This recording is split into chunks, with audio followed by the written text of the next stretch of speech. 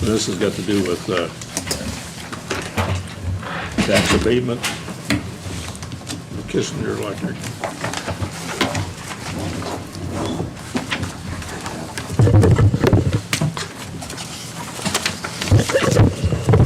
Yeah, so I have a couple of items this morning. I also have a cold, Okay. so if I Let's sound start like with Steve Kissinger. Shine, that's the reason.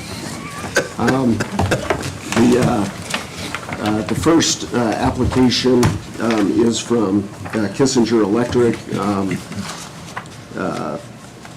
John's here, that had spent a family-owned business here in Willie County for a number of years with the construction business kind of in boom mode at the moment. He's looking to substantially increase the size of his business. He's currently looking at building a new facility out at Park 30. The expected cost for the new building would be about $500,000. He would add 8 new employees with an average wage of $21.85 an hour, which is about $3 or $4 above our current average wages for the county. So it will help hopefully take that number up even higher. As I usually do, I went ahead and prepared a cost-benefit analysis for the project. For the newer folks, I bring everything back to a net present value. So even though the dollars may be spread over, a 10-year period, I try to bring it back to today's dollars, with inflation.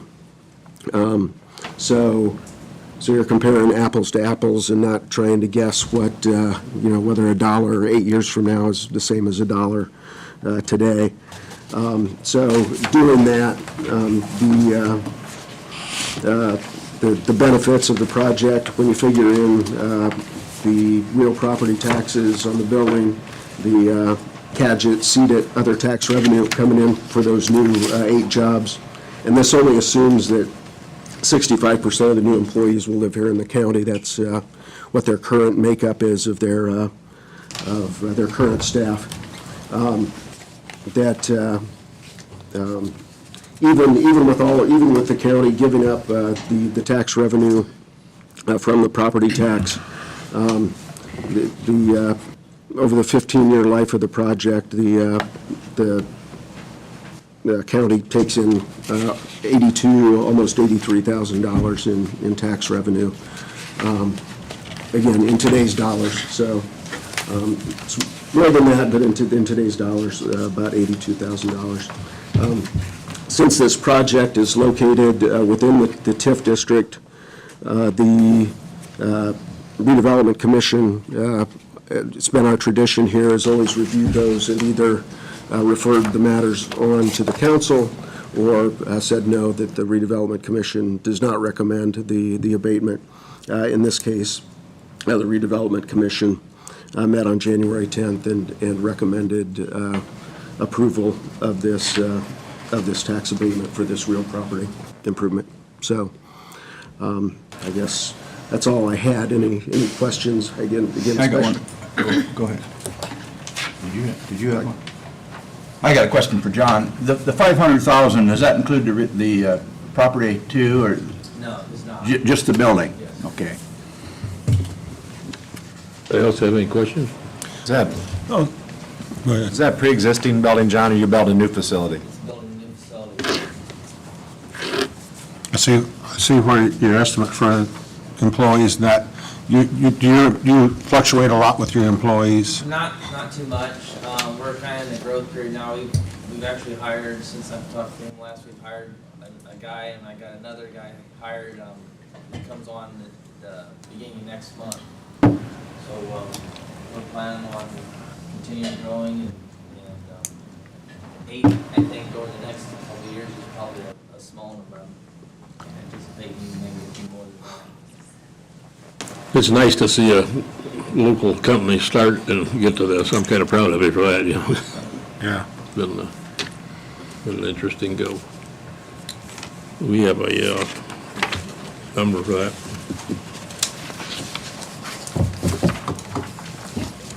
It's 2017-02. Last night? 02. It's gotta be 02. Johnny, you asked for a 10-year?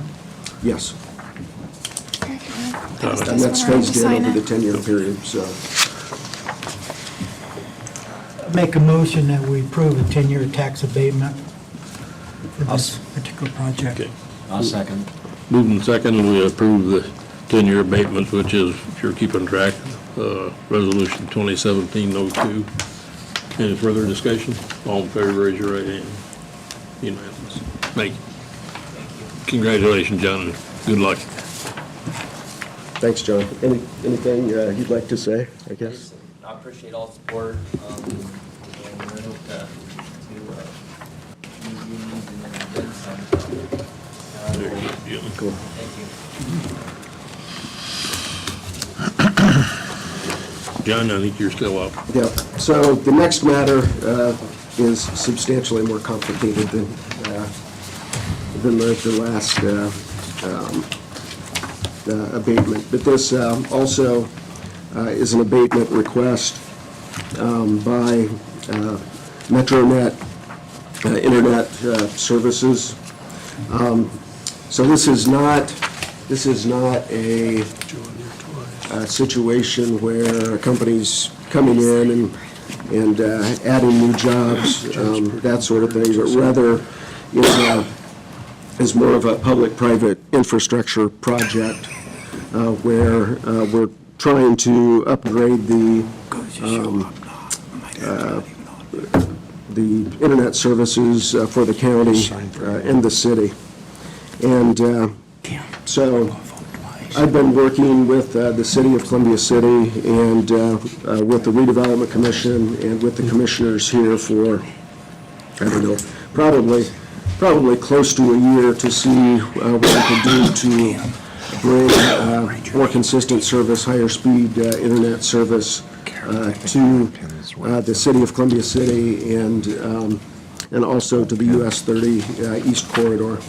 We've had a number of complaints since I've been here from our businesses that are located out in the East 30 corridor because of not only inconsistent but not very fast internet service that's available out there.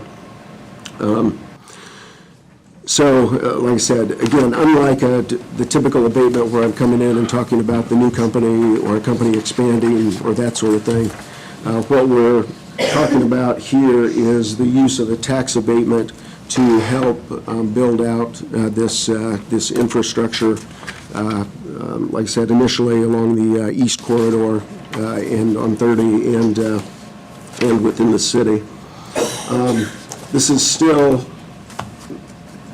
We're still in discussions with the company, but one of the things that they had suggested when they first came to us to talk about this was the possibility of creating a TIF district to essentially take the tax revenue off of the new equipment and cable and everything that's being installed and using that to finance the build-out of this infrastructure. The county and the city both, I think, thought that seemed like a lot of work and a lot of added expense for doing something like this.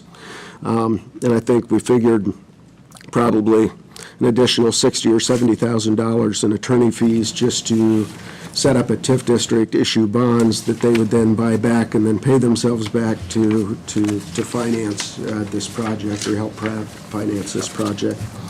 After some discussions with the company, and Dean Avey, who's with the company, he's here today and can talk more about this, but after some discussions with the company, we realized that it would be a lot more efficient and a lot more, well, cost-effective to talk about 100% tax abatement for 10 years on the fiber optic equipment and, again, save the $60,000 or $70,000 in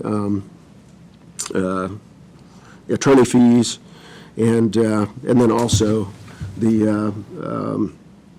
well, it essentially put the same amount of money, would essentially put the same amount of money in the company's pocket to do this over time without all of the issues that went along with that. It's we're talking about a $5.5 million project. 2 million of that would be attributable to the county and county jurisdictions, so anything outside of Columbia City.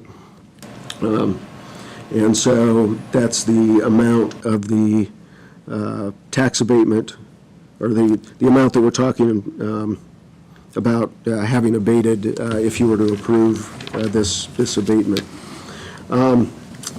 There's several pieces going into this, and I think it's important for you to understand. So first off, there won't be any jobs created other than the folks who are stringing the cable for 6 months or whatever. So there's nothing built in here in terms of any benefit that will come because we'll have new companies move into the area, or new companies able to expand because they have the access to this new service. The company's also been talking to the school system. I know have had lengthy discussions with the Whitley County Consolidated Schools. I think maybe even had a couple of discussions with the folks in the Whitco school system last week, yesterday, who are interested because, as you may see from the paper, they have budget issues, so anything that they could do to get better service and lower price it drops right to their bottom line. Additionally, it benefits the REMC because they had been looking at buying radios to connect all of their substations, or replacing their radio system. The company has worked out a pole attachment deal with the REMC where, again, if they were to install this, they could run the fiber to the substations, and if there's an outage at a substation, the folks sitting in the main office at Northeastern REMC can sit there, figure it out, maybe even correct the problem without even having to send a truck out to the location. Sorry, kind of rambling here, but the Redevelopment Commission has also committed, again, subject to an agreement being reached, committed to contributing $100,000 a year for each of 2 years, and the county has committed to commit another $50,000 a year for each of the 2 years to the project.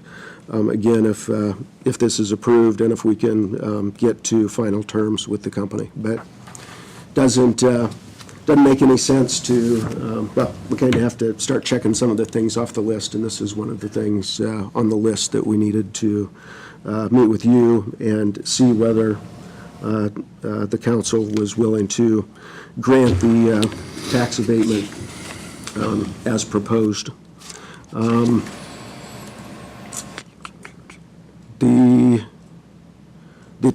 The positive $22,000 that I have here is based only on again, not based on any jobs being created, and only based on where you come out vis-a-vis the property taxes that would otherwise be collected. It doesn't take into consideration the additional seeded or redevelopment funds that are being put toward this project. But like I said, I put a copy of a study from Purdue, from the Purdue Extension Office, in the packet.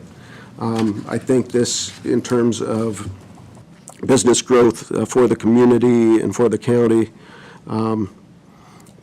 is very, very important because so many of our manufacturers are moving from just plain blueprints to digital blueprints that they have to upload, download, send back and forth to engineers to other places on the planet. And if they're sitting there waiting a half hour for their blueprint to upload to the home office in Germany, that's a half hour of lost time that they have. And if that company's going to expand somewhere, odds are they'll go somewhere where they have a better level of internet service. So again, this is completely out of the box, so I assume there'll be a lot of questions. So Well- just sit back and take it. You said 100% for 10 years, it'd be absolute no tax paid, it won't graduate down, it'll be for 10 years. And then you said 50,000 a year for 2 years, another 100,000 coming from the county. Is that from the redevelopment commission, or? So, yeah, so the $100,000 a year for 2 years is from the redevelopment commission. The $50,000 a year from 2 years is from CDIT funds. Yeah, and this, So we're giving $200,000. What's Columbia City doing for this, or anybody else? So Columbia City is also looking at a 10-year, 100% tax abatement and a $200,000 CDIT contribution.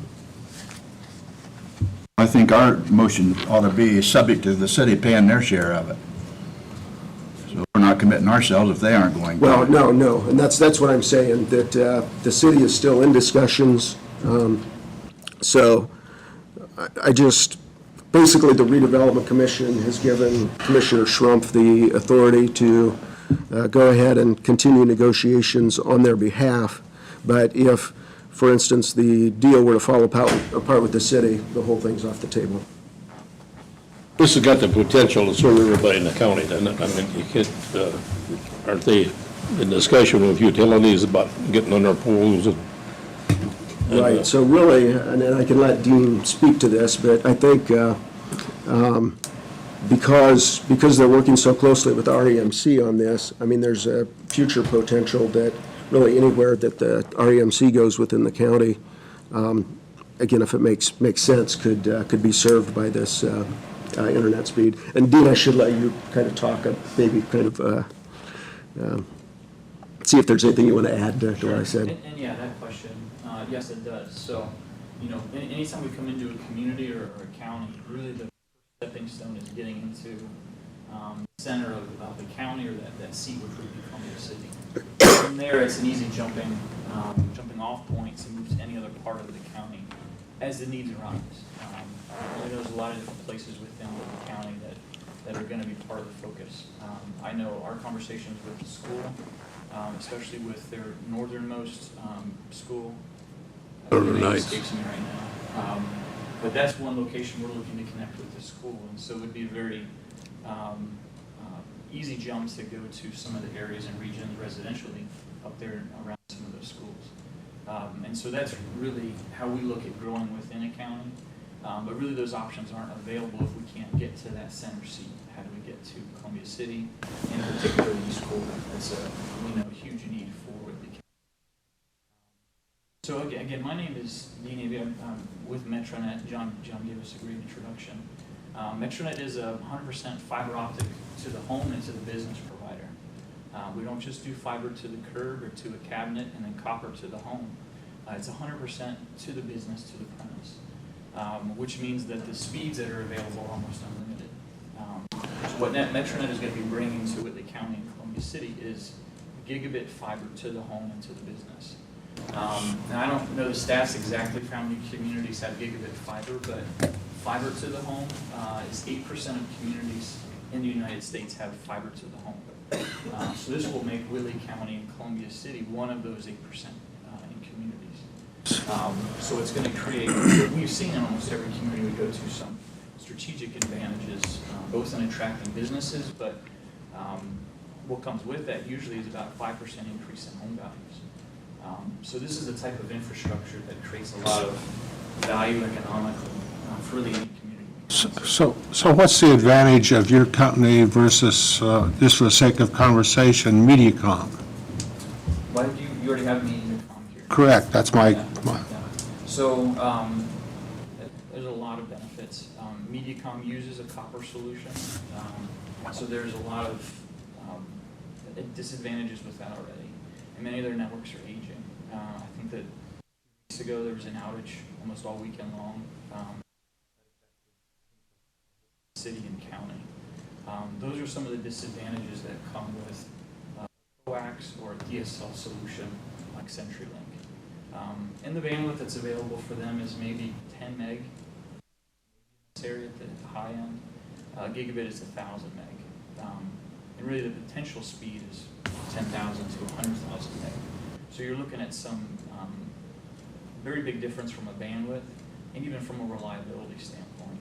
In a lot of the communities we're in, less than 30 minutes of unscheduled downtime a year within some of the communities that we're in. So, and that goes to speak a little bit more towards Metronet and their ability to build a reliable network and maintain that.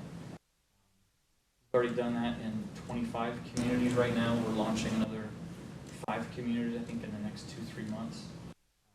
This is nothing new to Metronet. It's something that we've done very well in a lot of different communities. Warsaw, Wabash, Huntington are all some close neighbors to you guys right now that have. When you lay your cable, you go just in the right of way along the road? We do, yeah. You mean you don't go out across somebody's property? No, I mean, unless they need connectivity, at that point we do. And you bore under the roads? We do, so we do aerial and boring. So if we need to go underground, we'll bore and install conduit. A lot of the conversations that we've had with the city and county are how can we, for this whole project, the question is what does it take for this to make sense for Metronet to come here? We put all of our assets on the table and say, hey, what does this look like for us to come together and make this a reality for Columbia City, Woodley County? That's really my job. I saw some workers north of Huntington the other day. Is that your workers laying stuff? Possibly. Yeah, coming up 9. Yeah. Yeah. I What's saw the that. expected life of the equipment? How long does the fiber last? It lasts quite a while. According to IRS, I think it's about 35 years. It's the expected lifespan of fiber optics. Yeah. Reasonably, if you would start the project tomorrow, come into Columbia City and let's just pick a location, like someone lives at Tri Lakes, which is 5 miles north of town. How long would it take to have service to their house? How long is, give me an estimate on what it takes to do your job. Sure. So we've got, for the initial build-out territory, I'll answer that and then I'll maybe move to the Tri-Lakes area, which includes the East Corridor, so coming in from the East Corridor, all those businesses, and then Columbia City. And then getting to the different school locations. Our initial estimate for the time frame to get to those areas is about 12 months from when we break ground. Depends on agreements and so that's to get to that defined area. Areas that are outside of those regions, we make fiber service available. If one person has to carry the bulk of the costs to get the fiber to them, it may be cost prohibitive. But if there are concentrations of homes or businesses and there's a need, then we'll look at that on a case-by-case basis and then expand to those areas if the need is there. So it'd take you 12 months to get to Columbia City? How long would it take you to eat everybody's house that wanted it in Columbia City? So there's going to be some of the initial build-out. It's going to be done in phases in that 12 months. So you're still saying it would be 12 months, right? So for sake of conversation, let's just say the territory, we would build it out clockwise. So just take a quarter of each part of the city and then each quarter. As we complete a build in a territory, so to build out the feeder fibers and the terminals, anyone in that area can place an order for service and get connected after that initial setup is done. And then they move on to the next territory or region in that area. So if someone, if it's built out to the first territory in, let's say, 6 months, they can start placing order for service right away. If someone's on the tail end of that construction schedule, they won't be able to get service for about 12 months. I'm sorry if it's not very clear.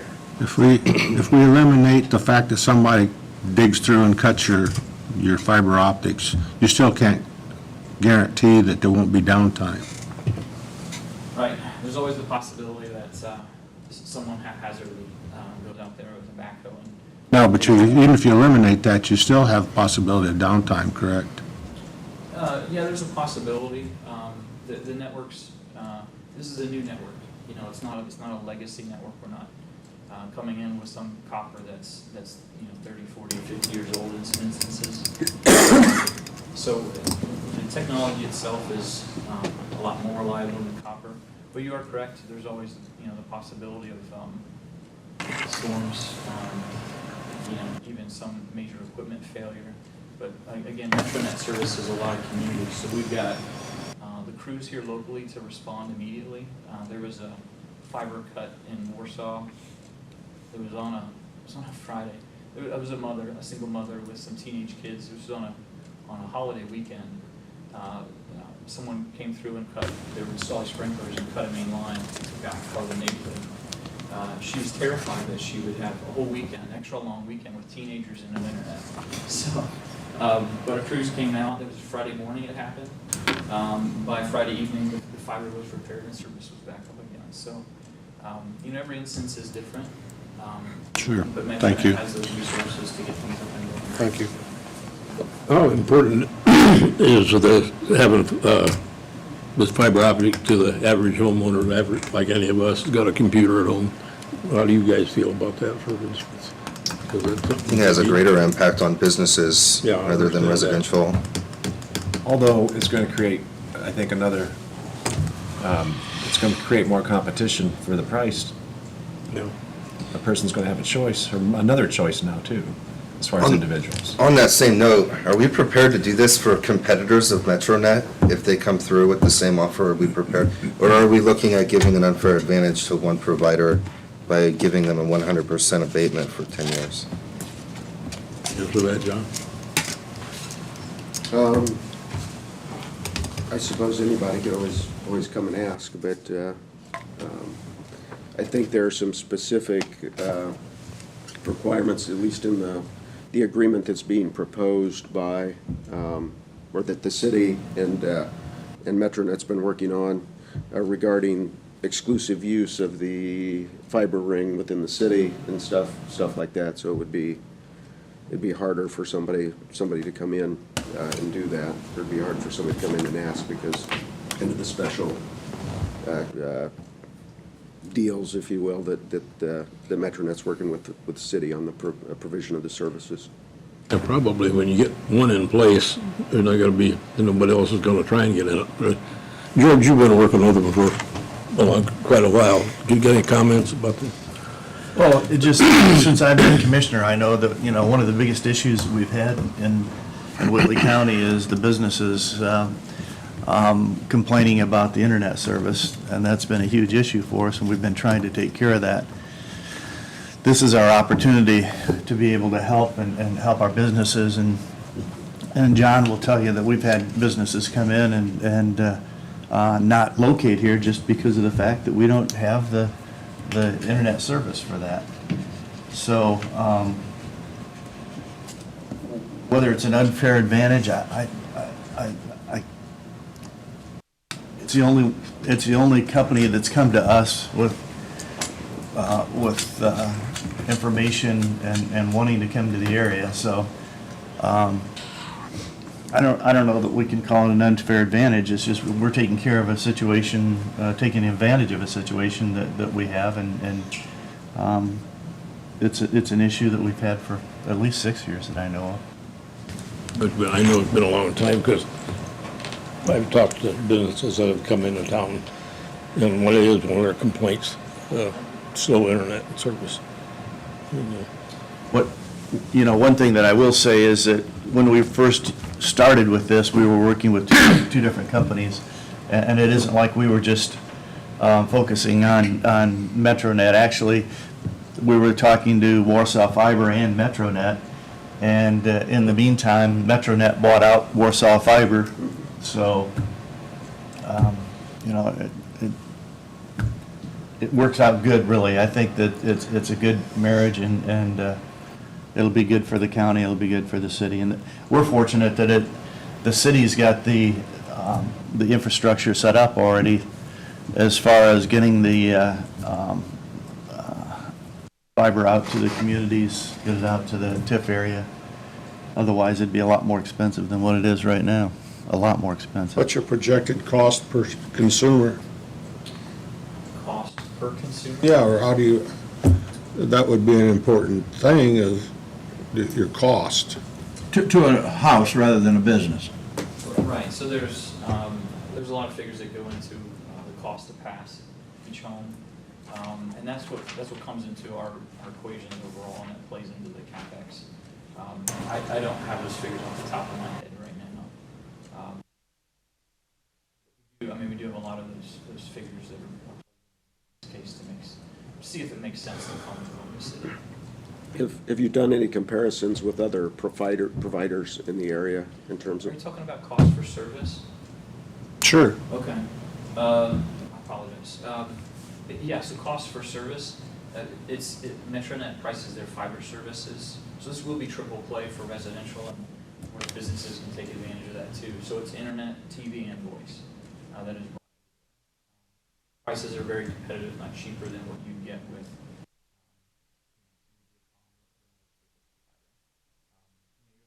Residential on the low end, $5 a month. Speeds on the top end. And businesses have the same too. The prices are very competitive from a commercial standpoint also.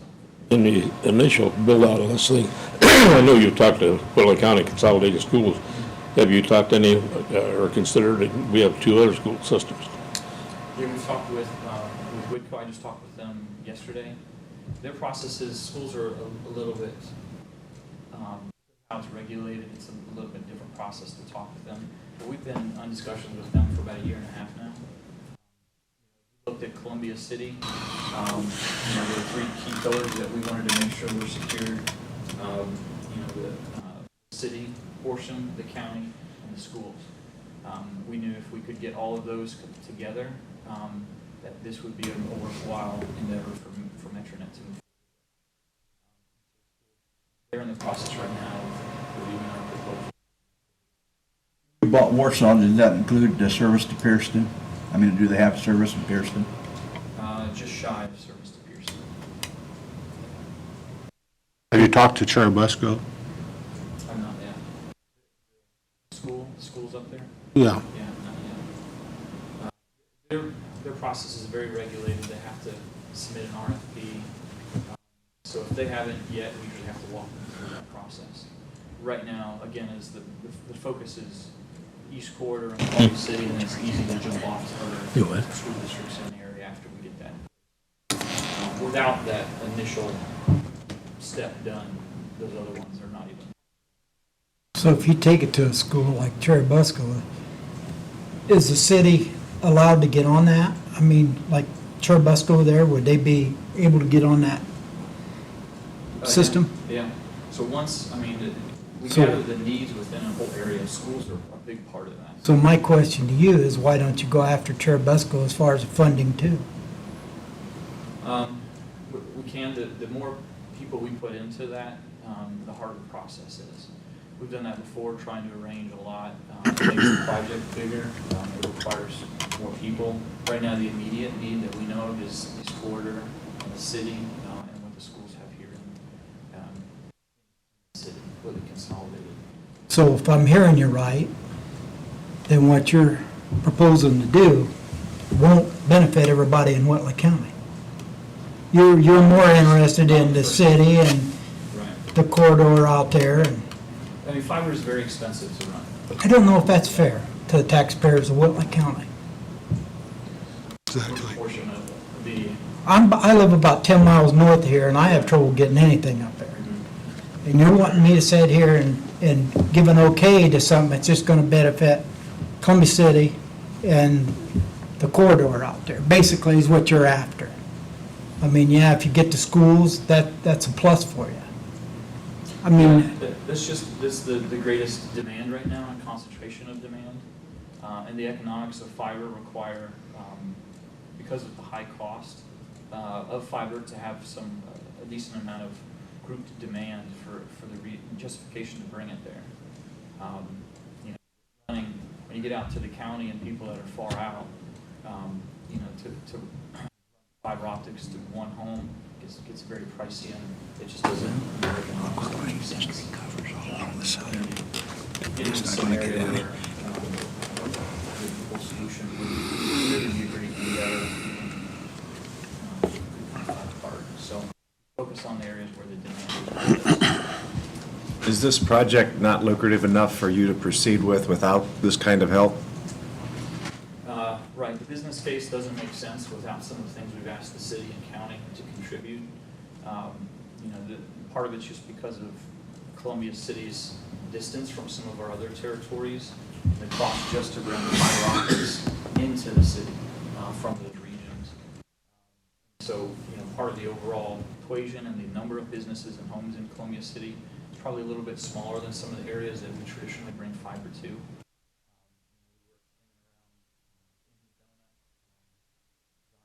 Carmel, a lot of some places where usually there's a larger number of businesses and homes that make that business case make sense.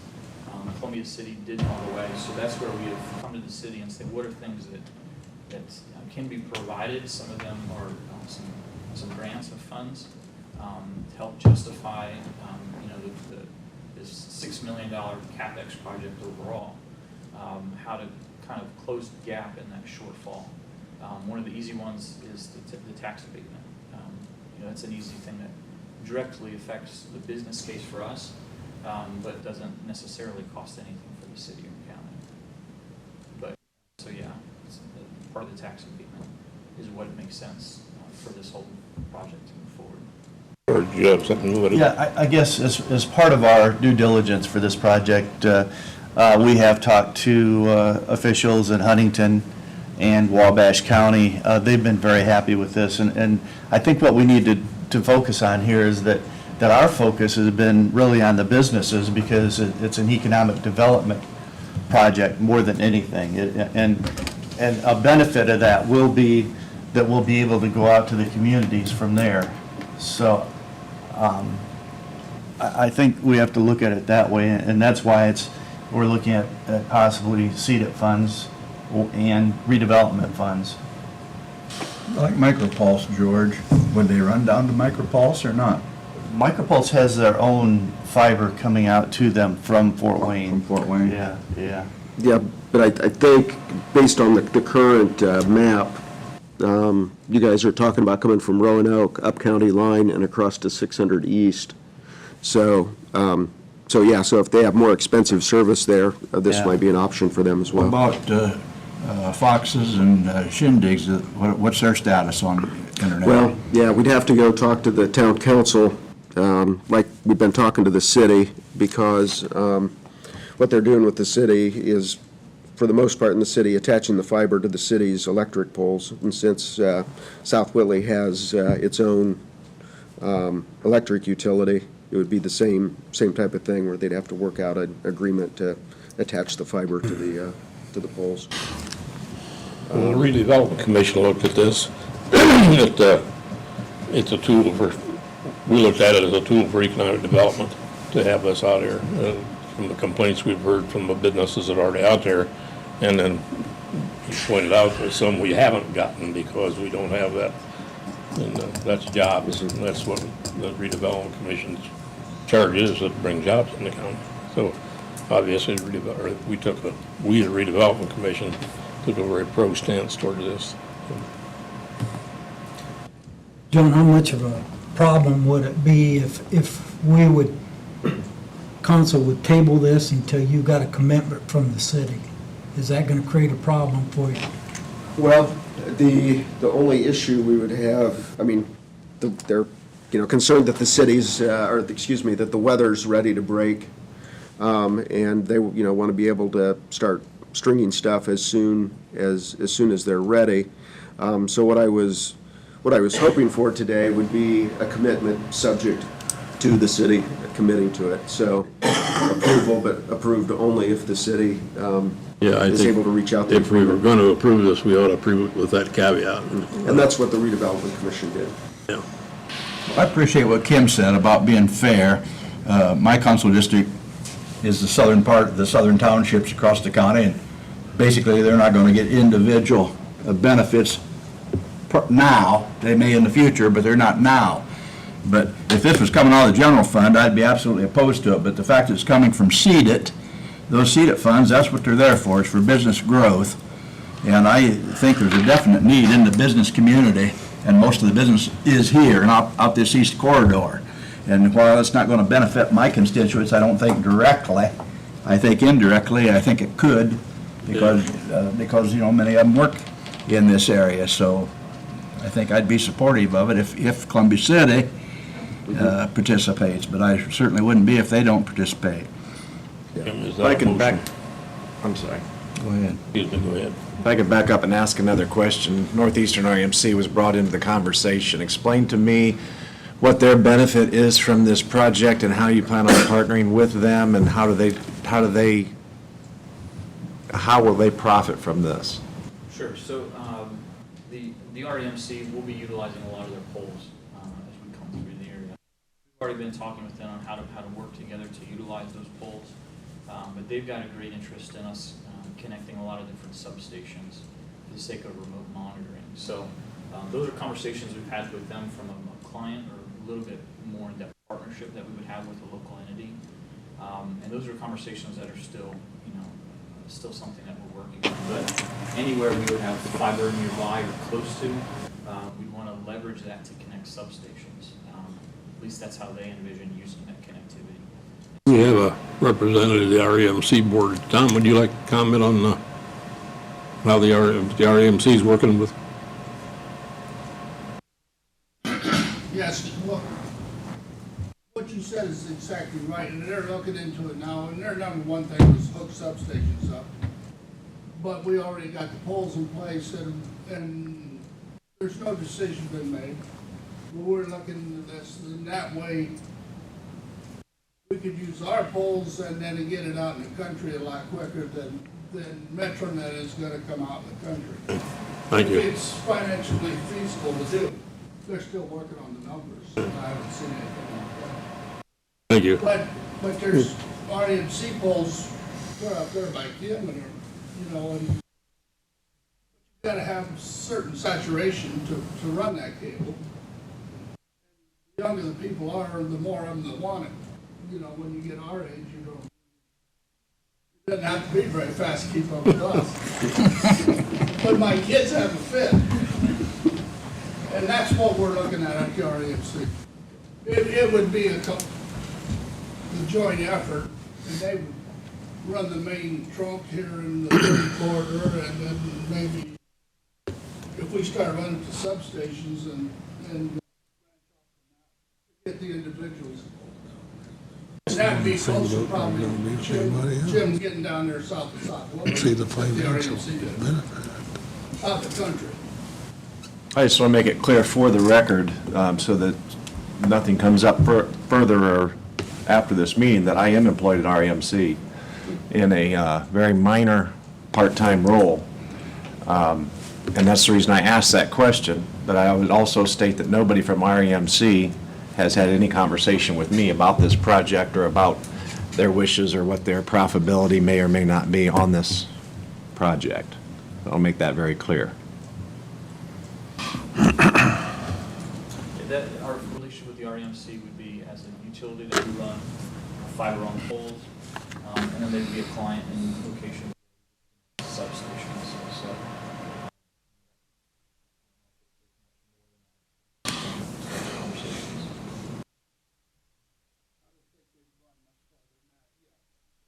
Well, we've got to get, Exactly. we've got to get these agreements in place before we can do anything. It'll be an asset that's part of the community that anyone can take advantage of once it's in place.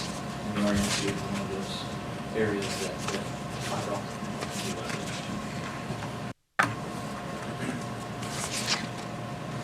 What's the number on that one? Okay. Okay, I think you all have a copy of the resolution. It's resolution number 03. And it's open to a do pass or it dies. So, what's your choice? I make a motion that we approve this, subject to Columbia City's participation. I'll second that. Seconded, we approve it so long as the city of Columbia City does their share. Correct. Yes. Okay. Any other discussion? All in favor, raise your right hand. Yep. One assent, one no. Okay. I would like to say that Yeah. the commissioners will come to the council with the seated request. It's Okay. dependent on council on that also.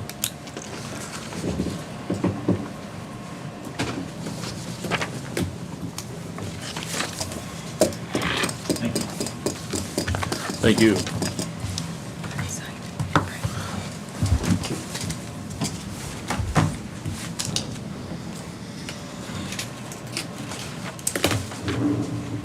do just like me.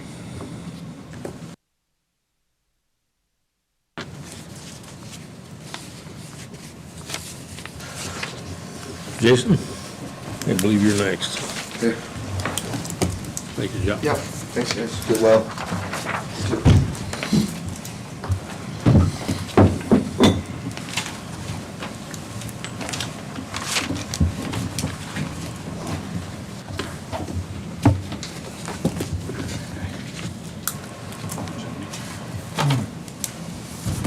I just don't want you to get anything you, sir. on yourself. I'll just have a new pen by the next meeting. Start talking before I sit down on the microphone. Good deal. Well, thank you, everyone, for having me come speak. I'd like to give an update on passages. Meeting that talked about this in January. We didn't discuss it. Redevelopment discussed it. Commissioner Schrumpf and Commissioner Western in the audience have heard this presentation, parts of it before, but wanted to give an update to everyone on passages. We've been around since 1954, and I try every year to come give a year in review of kind of what's happened this past year and what to look for in years to come. In your packets, and you should have received the handouts before as well, and a video highlighting our organization. Kind of give you information on our annual reports and a couple of upcoming events that we have going on. First and foremost, I want to thank the county for your support every year. Your support allows us to help maintain our vehicle fleet that we have with our organization. We have 12 vehicles, 6 minivans, 2 cars, 3 group home vans, and 1 maintenance vehicle that we utilize for transportation throughout the community, as well as our partnership with Whitley County Transit, which helps individuals we serve with disabilities get to and from our Creative Learning Center, to and from employment opportunities in the community, volunteer opportunities in the community. All in all, we have about a $5.5 million budget, have about 130 employees. 100 of those are direct support professionals, which work in our group homes. We have 3 group homes here in Whitley County, 24-hour-a-day, 7-day a week, fully staffed homes, 365 days a year. We have a nurse on call 24/7 as well. And we have 18 independent waiver homes. So they're either 1, 2, or 3-bedroom apartments or homes scattered throughout Whitley County here. 11 of those are group waiver homes, and then 7 of those are individual waiver homes. So the difference between waivers and group homes are waivers utilize staff support as needed, whether it's at mealtime, grocery shopping, budgeting, different things to that nature. So with that being said, we serve about 200 individuals here in Whitley County with disabilities, 80 individuals at our Creative Learning Center, which is located at the old Lumber Medical Office Building off of Oak Street there by the old Parkview Whitley Hospital site. And we've been in there since 2013. So that's a little bit of background about passages. I mentioned our $5.5 million budget, about 90% of that's Medicaid funded. So 2/3 of that's federal Medicaid, 1/3 of that is state Medicaid dollars. So we're keeping our eye on the new administrations right now, both statewide and nationally. Some of the challenges that we've heard that could potentially come down the pike with the repeal of the Affordable Care Act is Medicaid block funding. So what would happen there is, if it's done incorrectly, national would give a state a set allocated amount of Medicaid dollars, which would in turn not help people with disabilities whatsoever. So if that does begin to get talked about more, our trade associations, myself, and other providers throughout the state of Indiana will definitely be talking about that. So we understand things need done with the Affordable Care Act, but we just have to make sure the right things are done with it. So without getting too political on that, and that's some of the things we're looking ahead is some challenges. One thing I wanted to talk about, I could talk about challenges all day, but I wanted to share some of the neat things that we're doing, some opportunities. The colored invitation here You were going to see this picture today, but the weather has prohibited me from taking it out of my office because I would probably not get let back in if that was damaged. But we are having our Pastors Art Exhibit and Silent Auction on Thursday, March 9th, out at Trudy's Eagle Glen. And what this is one of our largest fundraisers each year. We have about 100 pieces like the one I have today. This is one of our artists. It's a ceramic piece that we made with a kiln at our Creative Learning Center. We have a kiln and 2 pottery wheels at our Learning Center, and that piece, as well as some of the featured artwork, these are both paintings. We have photography, ceramics, coasters for sale for cash and carry. They're all going to be available at this silent art auction on March 9th. Free to attend, so I encourage you, if your schedule allows, just to pop in and take a look at some of the cool things we're doing. Also, later in March 17th and 18th, we were able to start a theater performing group last year through a grant from the AWS Foundation and through a partnership with the Jesters out of the University of St. Francis. And we had 10 performers last year. We're going to have 20 performers this year, all individuals with disabilities. And it's on Friday, March 17th and Saturday, March 18th at the library. Thanks to Mary and the Peabody Public Library, we were able to have it out in the community this year. So it's free to attend, free will donation as well, but the theme's dreams just aren't for sleeping, so I'm excited to see what that's definitely all about as well. Couple other things that are in your packet. Our annual report obviously gives a good story of our organization, as well as an invitation to an upcoming Getting to Know Pastors event we're having at our Learning Center. It's on Thursday, March 23rd, free to attend. It's a quick in and out lunch. You'll get a overview of the organization as well as a tour of our Learning Center. And I encourage, if any of you can attend that as well, either let myself or Tammy Nicholson know. And I didn't want to talk too long because I know you have a busy agenda, but I'd be happy to entertain any questions or How clarify many some people do you things. serve? 200 people right now, individuals with disabilities. We also have a separate 501c3 called Whitley Crossings Neighborhood Corporation. That's our housing corporation. So we operate the Clarkston Hotel downtown, Whitley Meadows Apartments, and about 21 homes in the Heritage Homes subdivision right across off of Airport Road there, right I behind didn't McDonald's. realize that. So I'd be happy to give another presentation on that sometime too, if you want. I would like to thank you for all you do and the fact that it gives a lot of less fortunate people a chance to have some self-esteem. You're welcome. It's a very rewarding job every day, and I don't even consider it a job. It's I know you enjoying have it. people out in the community with jobs. Yes, And that's a good, yes. I like that. And we're hoping to see more of that too through our community program and our employment partnerships as well. I'd just like to say that I'm on the board for Passages, and it's been rewarding, and it's a great board and great organization. Thank you. Appreciate what you do. Thank you. Yeah. Thank you for serving. Yeah, you stop and think about those 200 people. If you weren't there, how would we handle that? Right. Do you have any other questions for Jason? All right. Thank Thank you. you. Thank you. Next on the list is the sheriff, who seems to be kind of busy this morning. I think George is going to, Yeah, the Report, sheriff is occupied with a gentleman, a young gentleman that he's having breakfast with this morning that was lost last night, so. He asked me to do an update for him on the diesel tank, the follow-up that he's got on that. He's contacted 4 different contractors on the diesel tank for their removal and replacement. And 3 out of the 4 had not been able to do the job properly, didn't have the permits, so we're going to get back to the gasoline services, and he's already contacted them to order the tank, and it's going to be done by the end of March. IDEM has been in contact with me to make sure that we are going forward with everything, and they're going to be watching as we go through this. But it is being taken care of now.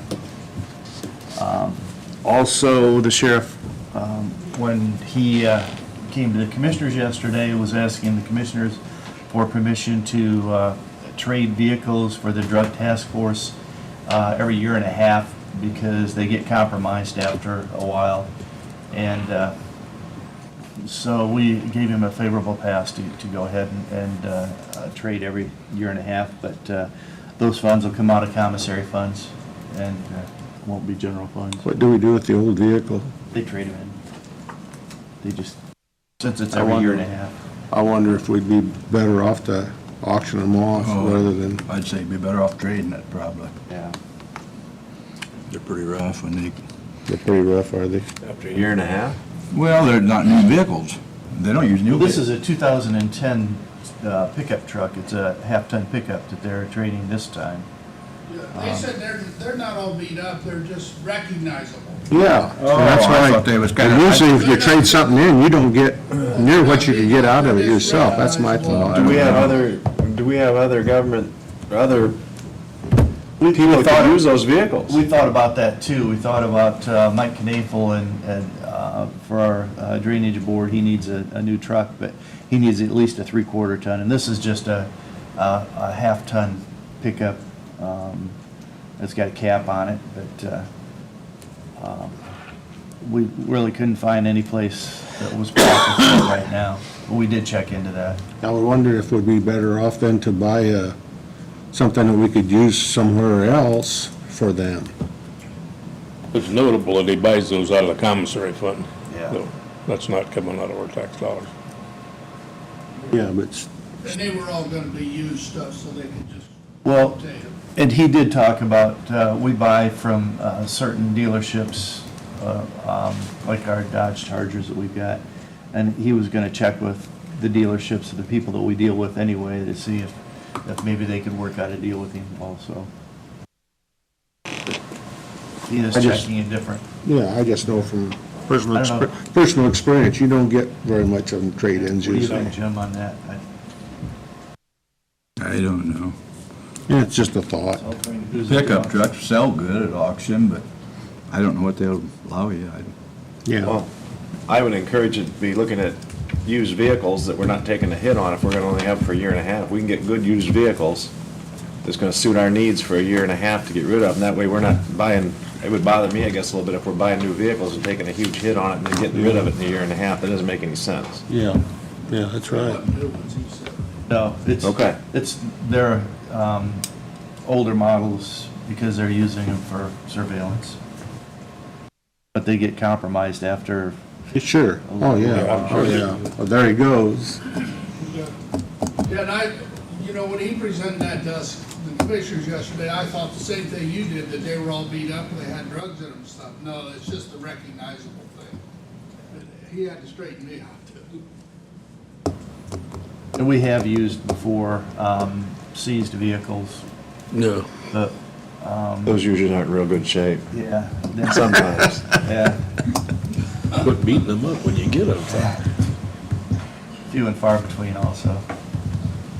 Virgil, while you're, got the floor, would you like to give a commissioner's report? Sure. I've just got a few things here.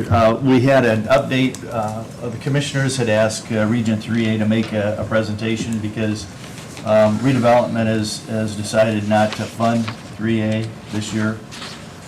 So, Region 3A. So Region 3A Director Jessica Grossman came in yesterday and made a presentation for us because the only place that it probably could come out of, it's a $13,000 appropriation. They've already billed us $12,445 is what the appropriation is. Because we really didn't see the value in Region 3A for Whitley County. I don't think the commissioners were very impressed with the presentation that we got from Ms. Grossman, that she will be making a presentation to council. I'll make a motion right now that we do not belong to Region 3A, and that'll just save her a trip and save us time. I think we talked about this at budget time. We did. That we weren't interested in funding that anymore. We I'll don't second. use it. Well, and redevelopment felt the same way, that it just, we haven't gotten the value out of it that we should. Bill, I second that. Okay, we have a motion and a second to withdraw from Region 3A. We know all we belong to. Any other comments? All in I'll favor, just- raise- Whoops. I'll make a quick comment, just the fact that I don't have any knowledge on this being a good program or a bad program, and I'm going to abstain from voting just for that matter, because I don't have any information being new to the council. Okay. I will give you this for. All in favor, raise your right hand on the motion. That passes. Okay, I'll give her a call. Also, just tell her council denied funding for it, and I'll just take it off of your, take the heat off you guys, and that's fine. We also had a favorable pass to Brandon on, he wants to change one of his positions to, from a truck driver to an operator status, because they have that lift truck, the bucket truck, and there's a lot of training that goes with that. And he has, again, the funding for that is minimal, but he has the funding, and he's not asking for any more funds. So we gave a favorable pass to that. We had a company come in that was requesting a permit for a 120-foot tower. It's a cell tower, microwave tower. They've been bringing the request to us. We actually tabled that again because it's a private company and they want to put the tower in our right-of-way, and we don't feel that it's proper that they do, that the private company uses our right-of-way, because we've got a lot of liability at that point. And so actually we've tabled that until we'll probably come up with some kind of an ordinance to. On that subject, there's northeast of where I live, there's a little airstrip, and about 3/4 of a mile away from that is a tower that does not have a light on it because it doesn't require anything under 200 feet is not required. And I would like to request if you guys do that, they put a light on it. Required to put a light on it. That's all. Sorry to interrupt, but I wanted to get that on.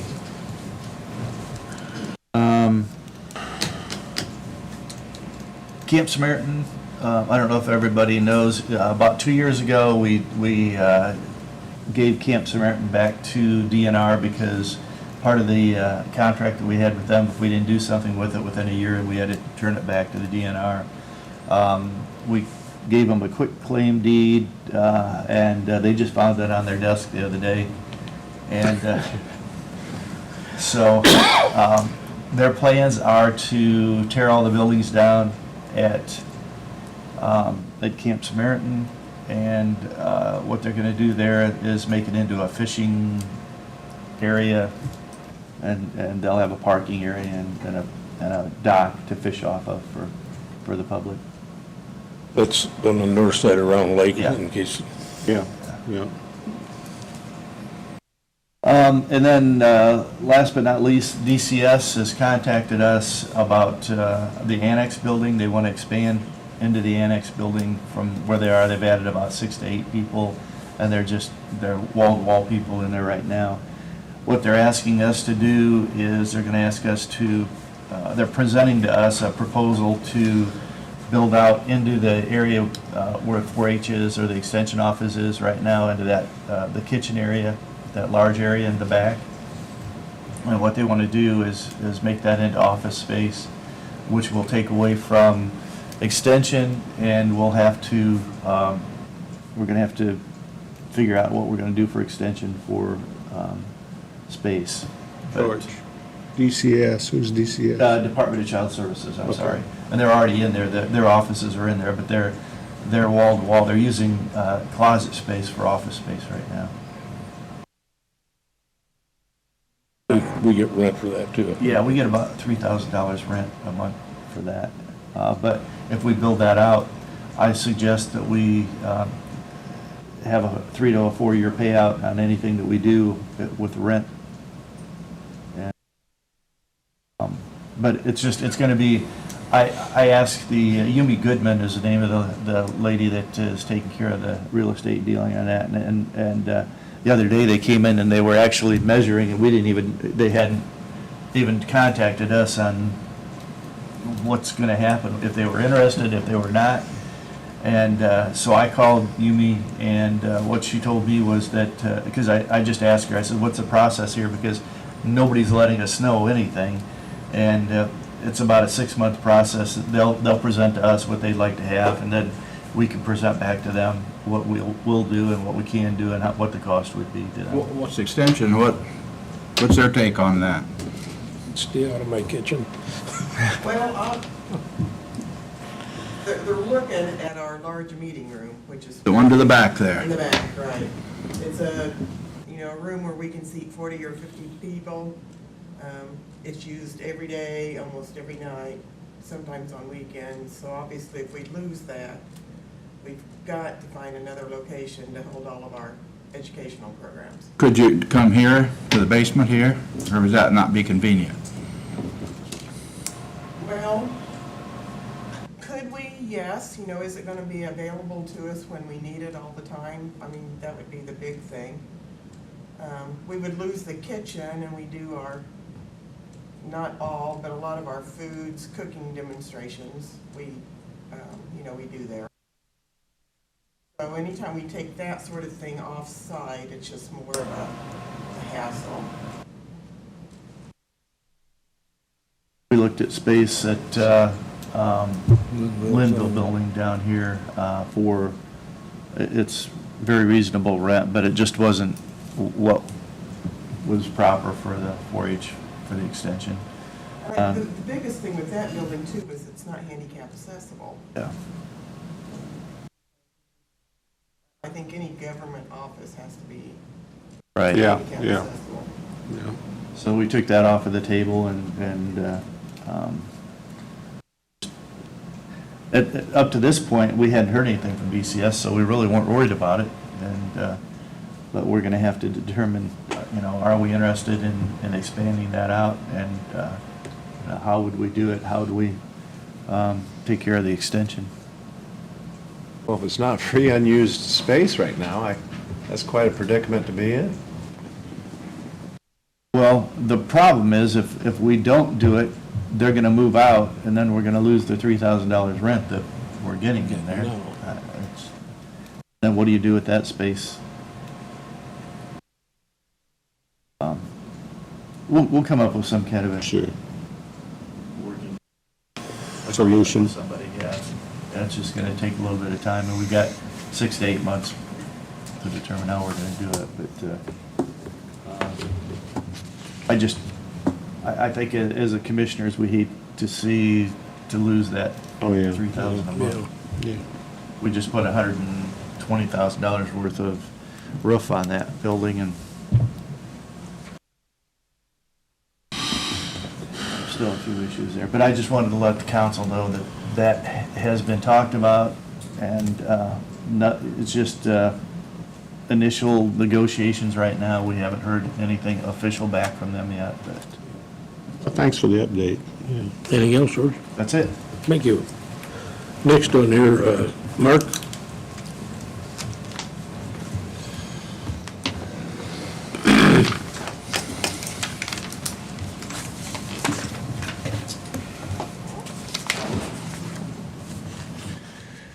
I'm here today to ask for $45,000 to replace 5 heat pumps in the courthouse. As you know, we had 18 installed in 1991, so they're 26 years old. We've added an additional one in 15, so we have 19 heat pumps in there. And originally in 14, we talked about replacing 2 a year. Well, they're starting to fail and require much more maintenance here going into 17. Right now, I have 2 that are not going to make it through the summer. So I'm asking if we could kind of up that instead of 2 a year, if we could go to 5 a year on the heat pumps. I would think out of Cume Cap. One thing, we asked Mark if there was a better way to operate the system, if there's anything, because we've got 18 heat pumps is what we got. We've already replaced 6, Yes, we've replaced 6. and so we've still got 12 to go.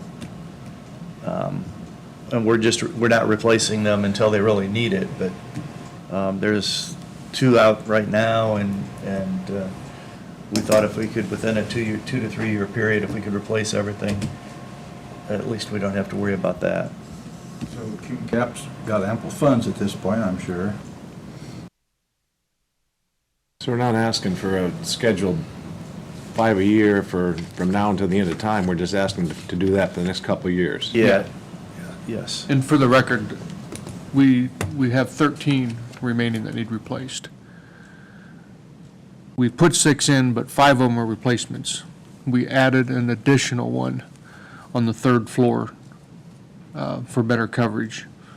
QCAP funds is money that, what, I don't know, is it a nickel? I don't know what the tax rate is on it, around a nickel, isn't it? Yeah, I think so. Goes into, that's just for maintenance for whatever we own. I mean, whether it's down at the annex, whether it's here, over there, whatever. So there's, of course, at this time of the year, be more money in it than would be at the end of the year, but that's what that's in there for, is for maintenance. It's not going to come out of the general fund. It's not an additional appropriation. It's just moving it out from that QCAP fund over to pay the bill. Well, that's what we've got it for, is those kind of emergencies. But I think that you probably ought, if you're going to do it annually, you ought to come back annually, because we don't know how much money will be in that account this time next year. Yeah, it's still tax dollars, so. Sure. Yeah. I think you'll find there's 2 different sizes of heat pumps that we've got, and the price on. Yeah, there's 2 different tonnage units that we have in there. There's 3 tons and 5 tons.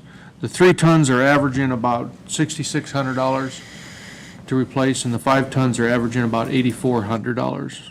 These are the bigger ones that you're going to replace, or some Yeah. of each? The bigger ones? Well, no, I'm sorry. Right now, I have 2 that are acting up. One's a 3-ton, one's a 5-ton, yes.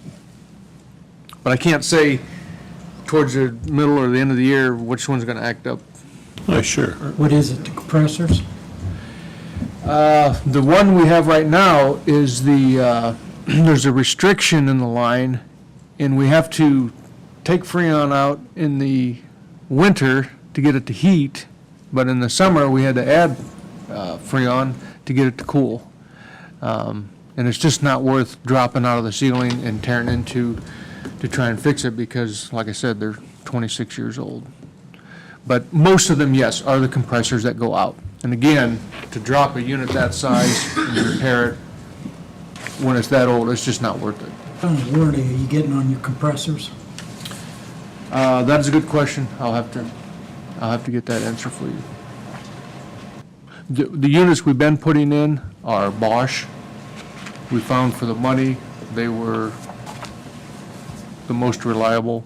I mean, there are some higher-end ones, but Are you just going back to the same company, using the same company, or are you, every time you need to buy one, are you checking, or are you? yes, I Just am go- getting estimates. In fact, I did get the estimates from 3 different contractors for the 2 that are out right now.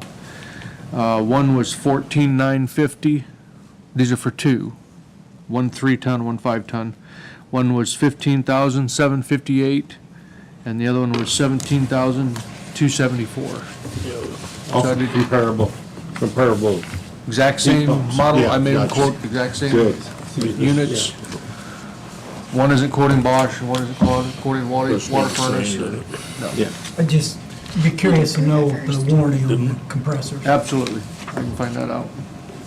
Oh, no, we didn't. I was thinking about it, but okay. I make a motion that we approve the $45,000 out of QCAP for the new heat pumps. I'll second. Moved in second, we approve the request for the $45,000 for the heat pumps. Any further discussion? All in favor, raise your right hand. Okay. Thank you.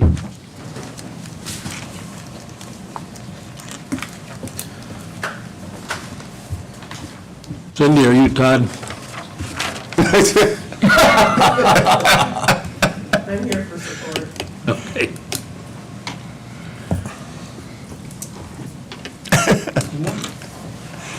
How are you this morning? Thank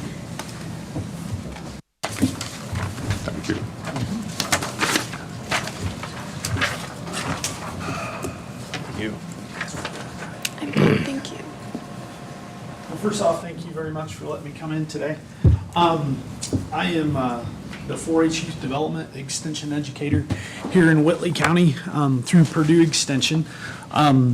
Just wanted to come in and kind of give a program overview of 4-H and kind of give you an update on where we're at in the county with our youth 4-H program. At the top of the handout that I just gave you, just kind of gives a real brief overview of this is what 4-H is. The traditional 4-H program is open to any youth in the county, 3rd grade up through 12th grade. And then we also have in Whitley County a mini 4-H program, which is not always true in every county in Indiana. And our mini 4-H program is open to kindergarten age kids up through 2nd grade. And in the past, it had been true that to be a part of a county's 4-H youth program, you had to live and reside inside that county. About 5 years ago, they did away with that, similar to what they did with the school systems, that you no longer have to live within that school district to be there. So we actually have a little over, around 50 kids that actually live outside of our county that are a part of the Whitley County 4-H program. And on there also, I put in there, we actually have a couple families that live outside the state that come to Whitley County, and they're part of our Whitley County 4-H program, believe it or not. They're both out of Ohio, so they come over and they, when they exhibit their projects over the summer, they actually come over and spend the entire week here when they come. So just some interesting facts for you. The next part, just kind of some data behind our past 2015-2016 year. We had 748 kids that took part of the traditional Whitley County 4-H program. That would be 631 kids that were 3rd grade through 12th grade. And then we had 117 kids that were kindergarten age through 2nd grade.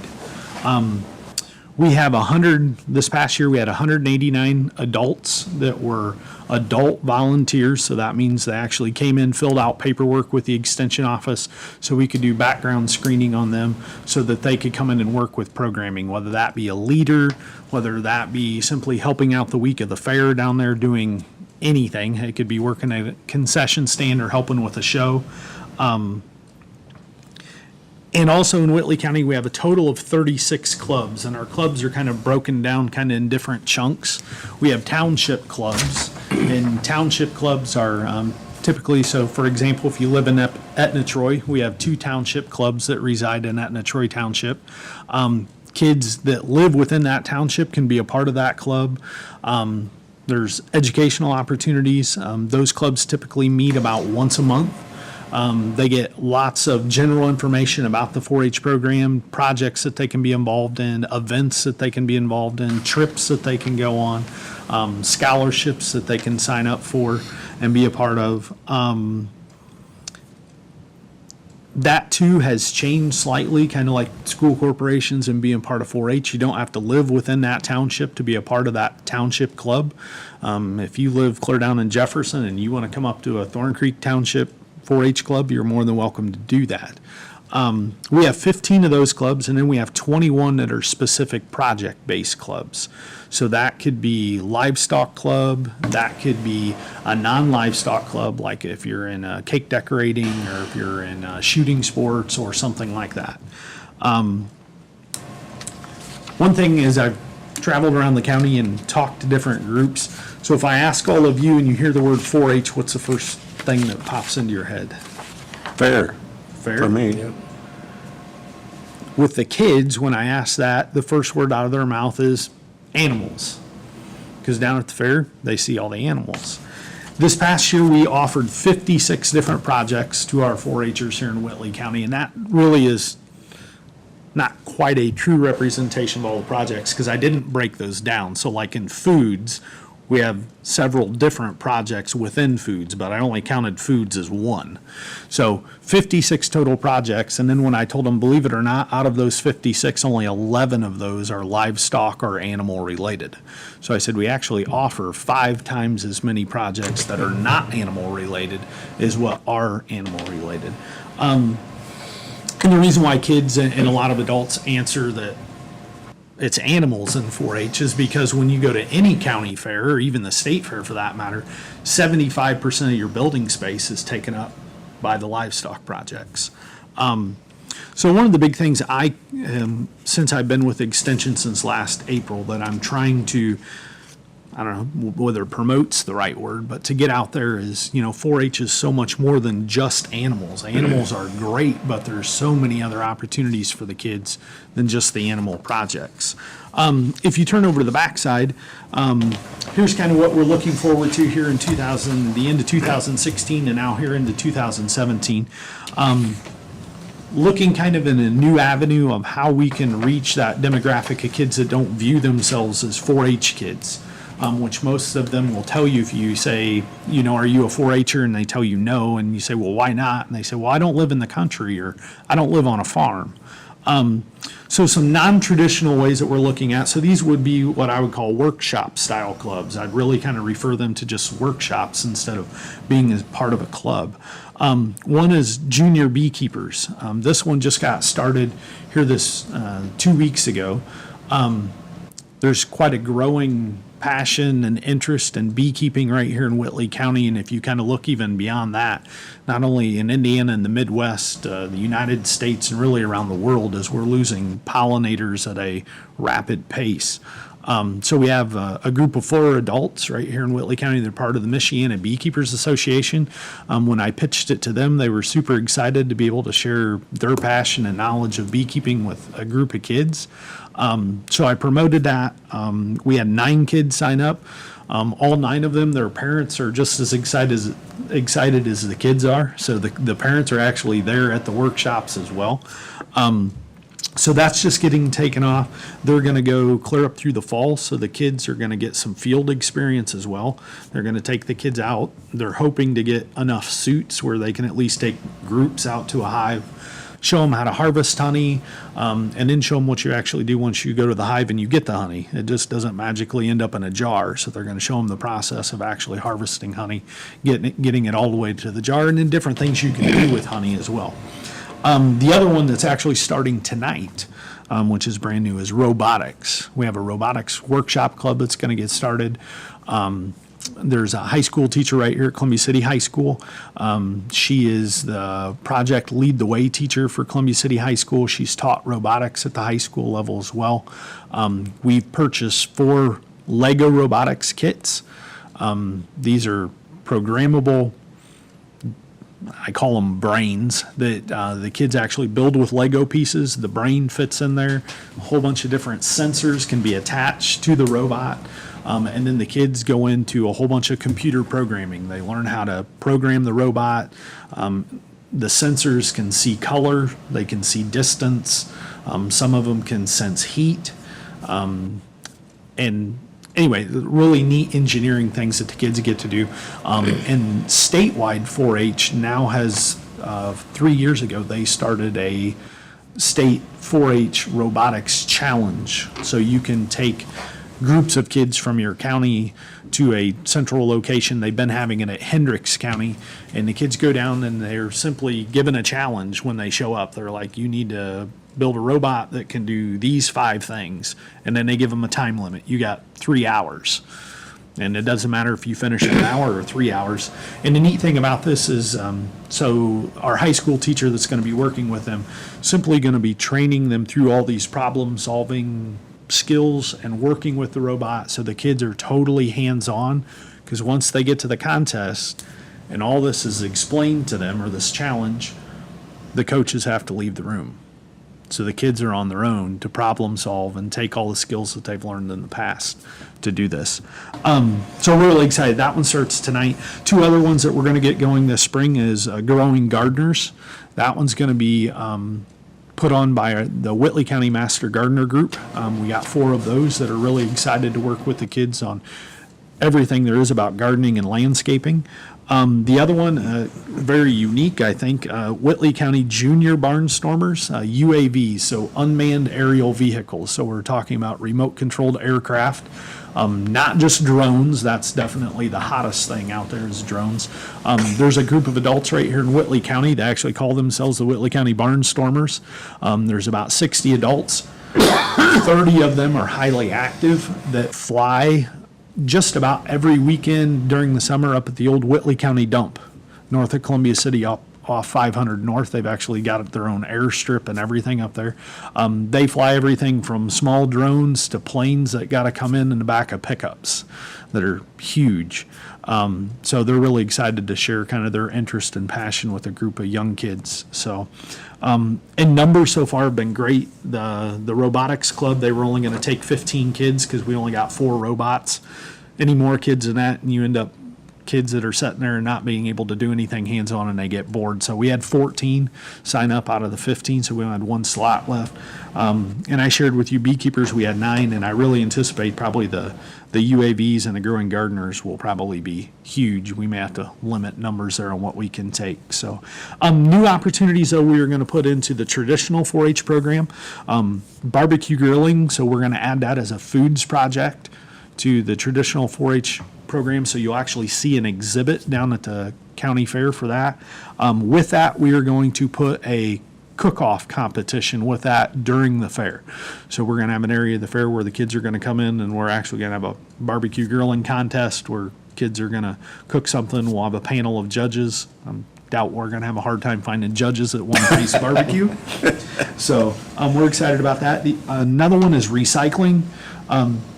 Not quite maybe what you're thinking. This isn't what can we recycle and what can't we. This is taking an object and repurposing it into something it wasn't originally intended for. So kind of getting into the creative side of kids and seeing what they can come up with.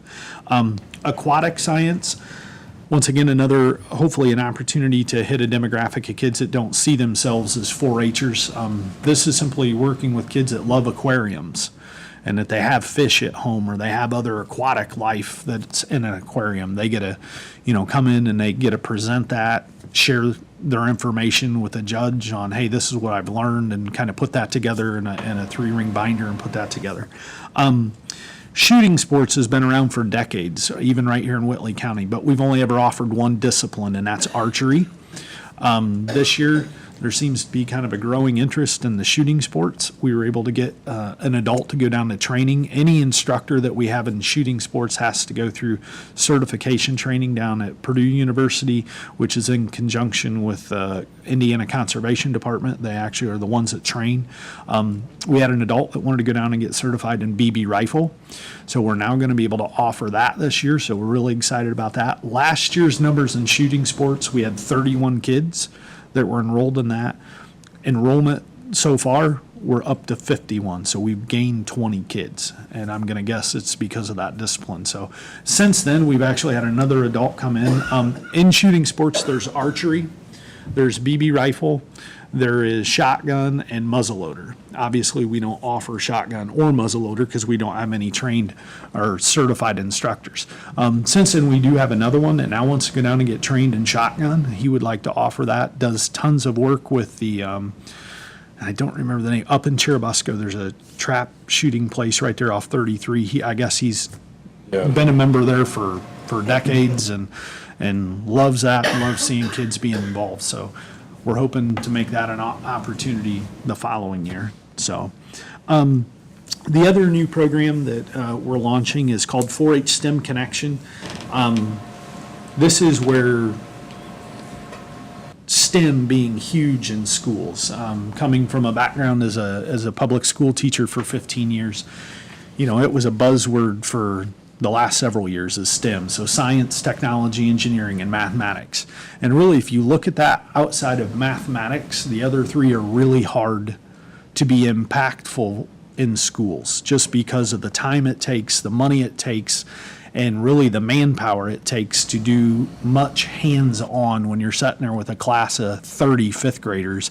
How do you do a whole lot of hands-on anything with 30 fifth graders with just one person? So with this, I wanted to get our junior leaders involved, and our junior leaders are basically our high school 4-Hers that have a passion to be a leader.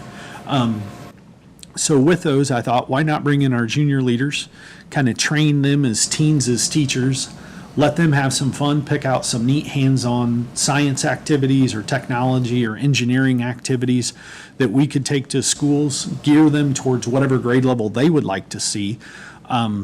and then go out and just have fun with them. So contacted Northern Heights, which is the former school I was at.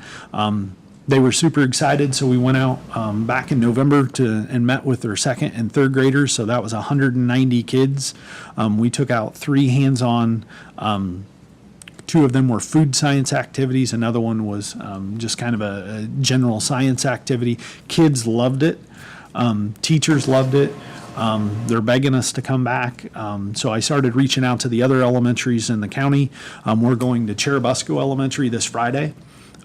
They've kind of expanded on us. They also want us to work with second and third grade, which is going to be about 200 kids, but they want us there even longer. So instead of bringing 3 activities, we're going to take 6 up there. And with that, I've expanded how many adults and junior leaders that we're taking along. Their principal and teachers are really excited. Since then, Coessie has contacted us. We're trying to set a date with Coessie. Also had some contact with South Whitley Elementary as well. So I'm hoping by next December, I'm hoping that we've been able to at least get into every elementary school at least one time. So, and once again, just another way, I'm hoping that we're kind of broadening 4-H and what the community sees 4-H and what we can do to hopefully help educate kids in maybe a way that schools don't have an opportunity to, so. Any questions you have for me? Thank you, Todd. You're welcome.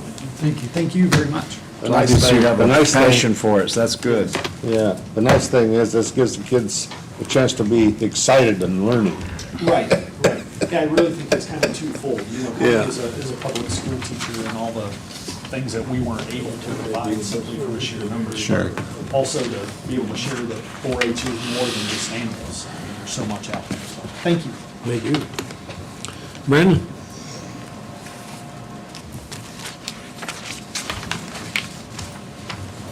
Good morning.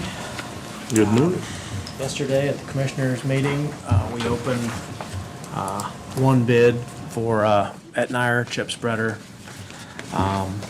That was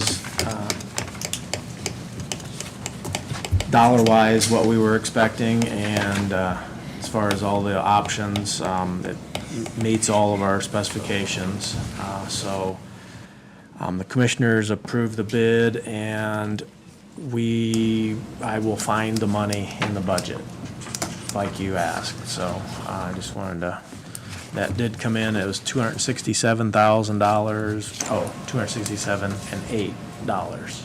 You need to do some transfers within the budget. I will, yes. We're 90 to 120 days out on delivery, so I'll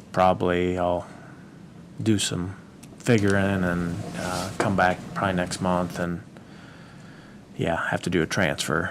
Yeah. Because it'll be outside of the series, but I'm sure we can find the money. Brandon, do you only have one bid? I mean, that's Just- all you could find out there? Yeah. And we did make contact with the company that's out in Arizona. Brandeis is another distributor of a different brand. They come in and got a copy of the specs down at the Highway Department. They did not submit a bid, so that was the, Brandeis sells the Roscoe, and they don't have the variable width. So. Did you get the other one sold, Brandon? We have not, no. Our current plan is just to kind of bids? keep it around. Or and you didn't get any bids on it at all? We haven't asked for any. Oh, I thought no. you asked for bids on that. For the old chip Yeah. spreader? Not yet, You no. may have to use it some before the new one comes, don't you? Well, we're expecting that the new one to be delivered, first week in June, which will be right about the right the time. time that we Yeah. need it. It's a new machine, there could be bugs. We've got a backup if we need it.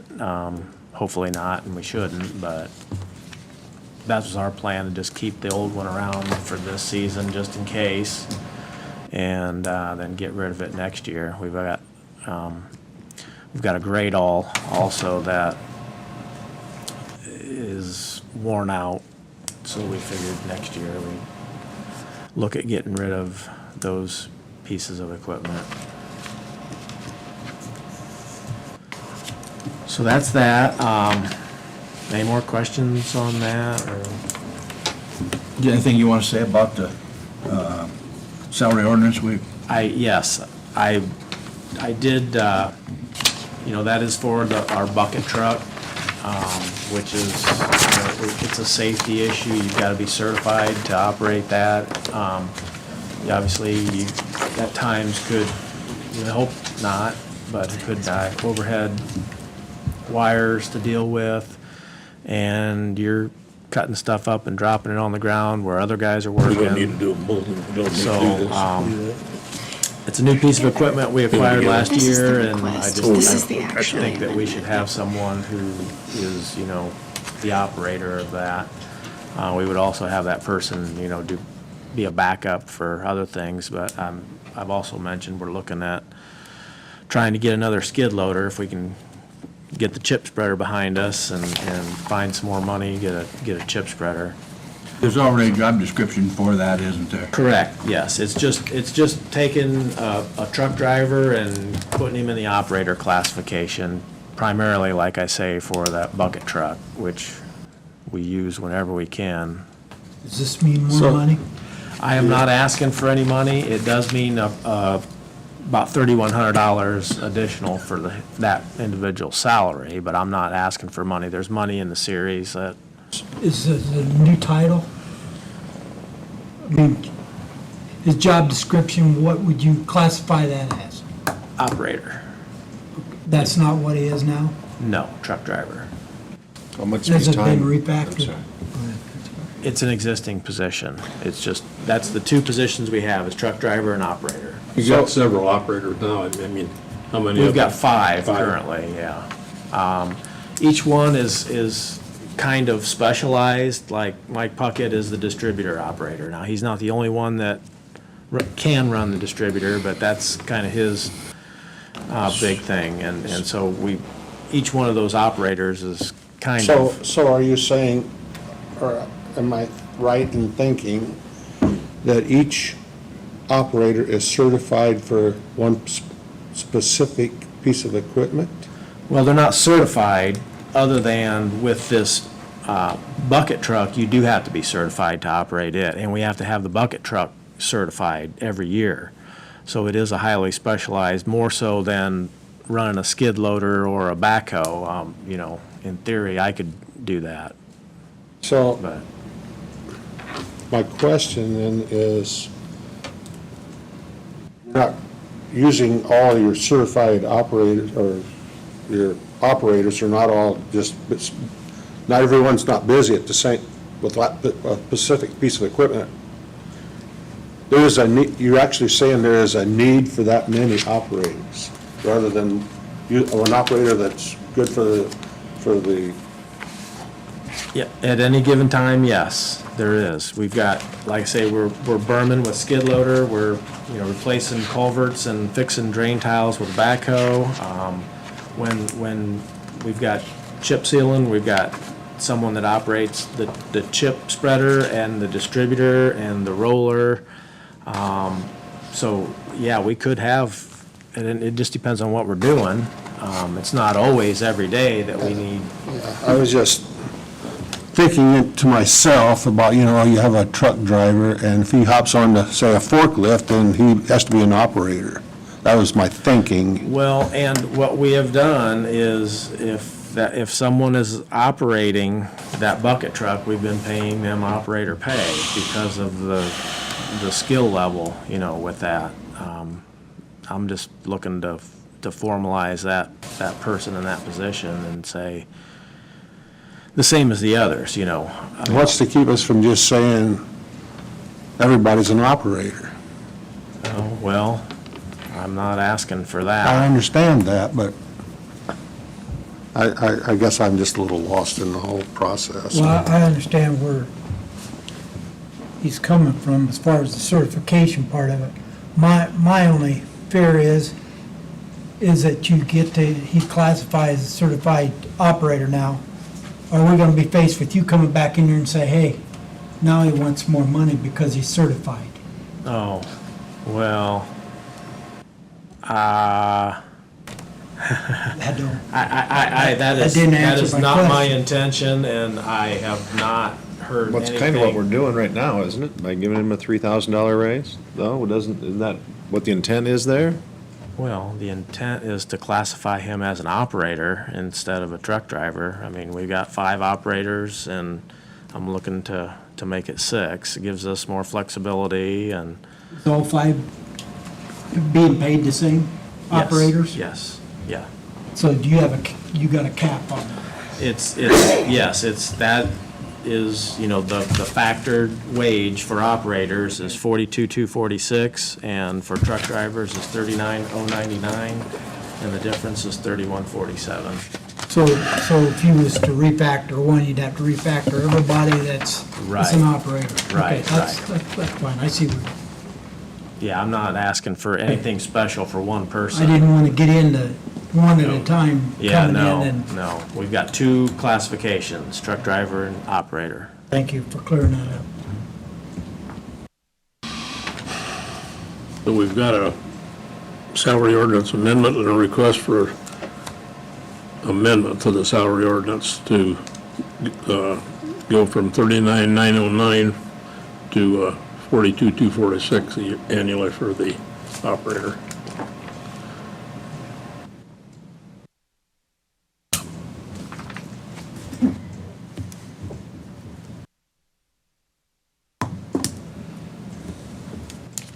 So if we're gonna do it, we need a motion to do them, both of them.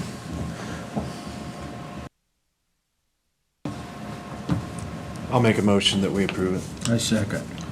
Moved and seconded, we approve the amendment of salary ordinance, and that goes from 39,909 to 42,246 for an operator. Any further discussion? Yeah, I have one more question, Brandon. What, is he going to be paid that amount when he's not operating a bucket? And yes, and that is the case with So the in guys the that- wintertime, when you're not operating that, when you operate that bucket truck, 2 months a year, Oh, no, we're out, we were operating yesterday. was you? Yeah. Okay. That's what you wanted to say. Yeah, whenever it's not too windy or raining, if we've got, you know, we've had, the majority of calls that we've had after hours have been for dead trees that fall into the road, so we're trying to get ahead of that. Yeah, we've been using that truck as much as we can. I've been seeing it out where you guys are cutting down trees that are gonna fall over anyway. Right, exactly. Go ahead. All in favor, raise your right hand. Who's the same? Okay, well, Effective. Thank you. well, yeah, effective, when do you want that effective, right now? Sure. Or next pay period, or how, what? Do that? Okay. Next pay period would be nice. Okay. Okay.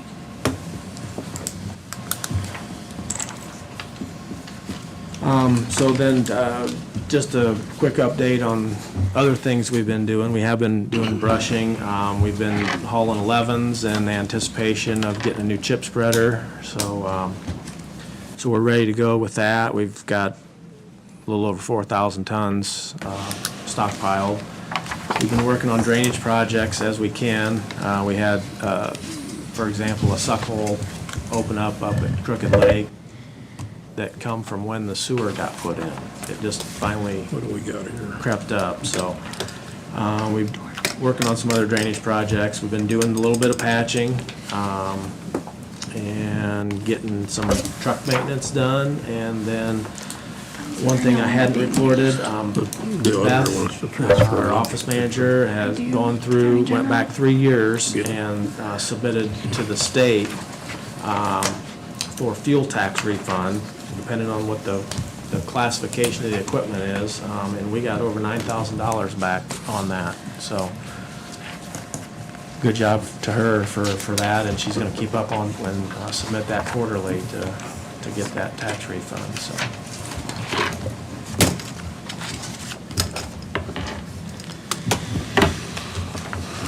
Any questions for me other than that? I guess Thank you. Okay, thank you. I was asking, stumbling around. Have a couple other items. Call them up. Did they have a copy of Why are this? we paying them off? Yes. You know, a request from the auditor, she wants to transfer We're money. giving somebody like The reason why is because I am working on the annual financial report right now for the county. And, looking over some of these funds are dormant, they're no longer used, so the money's just sitting there. And the State Board of Accounts, when I brought it up to them, they recommended that I transfer these funds to County General. And they did look them over and said that that's probably the best thing to do. So, Makes that's all I'm requesting. I move we approve the transfer. I'll second. Moved and second, we approve the auditor's request. Any further discussion? All in favor, raise your right hand. We have, I think in your packet, you have a request from the Peabody Public Library to reappoint someone.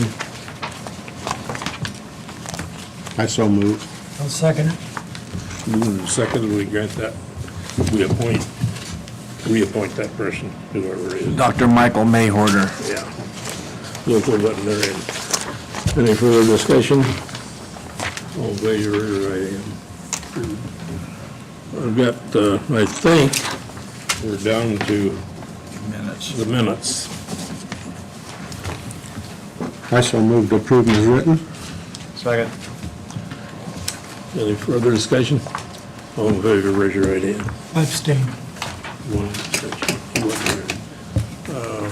Let's see, what's this? We already did that. Anything else? Which review committees? Yeah, I forgot to take that off, so you just Yeah, cross she- it out.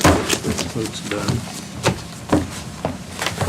Need everyone to sign that thing.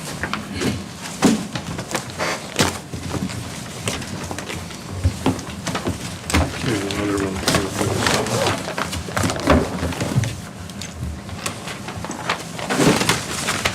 Are we adjourned? Just about.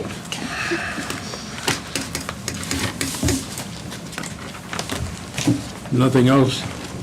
Or adjourned?